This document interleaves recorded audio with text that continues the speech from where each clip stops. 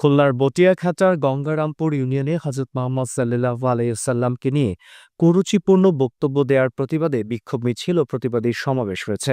উক্ত প্রতিবাদী সমাবেশে বক্তারা বলেন, ৩ নং গঙ্গারামপুর ইউনিয়নের বাসিন্দা ইসাবির গোলদার সোমবার সকালে কাতিয়ানাংলা বাজারে চায়ের দোকানে বসে হযরত মুহাম্মদ সাল্লাল্লাহু আলাইহি ওয়াসাল্লামকে নিয়ে কটূক্তি করেন। তাৎক্ষণিক কিছু ধর্মপ্রাণ মুসলমান প্রতিবাদ করলে সে ওখান থেকে চলে যায়। পরবর্তীতে ধর্মপ্রাণ মুসলমানগণ বাজারে তাকে একটি দোকানে আটকে রেখে থানায় খবর দিলে পুলিশ আসার আগে সে পালিয়ে যায়।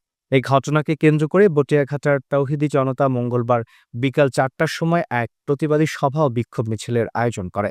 বিক্ষোভ সভায় বক্তৃতা করেন ইমাম পরিষদের থানা সভাপতি মুফতি শহীদুল ইসলাম, খুলনা জেলা শ্রমিক কল্যাণ ফেডারেশনের সহ-সাধারণ সম্পাদক আল আমিন গোলদার, ইসলামী আন্দোলনের জেলা সহ-সভাপতি আবু সাইদ। অনুষ্ঠানটি পরিচালনা করেন ইমাম পরিষদের অ্যাসিস্ট্যান্ট সেক্রেটারি মাওলানা এনামুল হক। বিক্ষোভ সমাবেশ শেষে বক্তারা বলেন, ২৪ ঘণ্টার মধ্যে দোষীকে গ্রেফতার করে দ্রুত আইনের আওতায় এনে দৃষ্টান্তমূলক শাস্তি ও ফাঁসির জোর দাবি জানান তারা।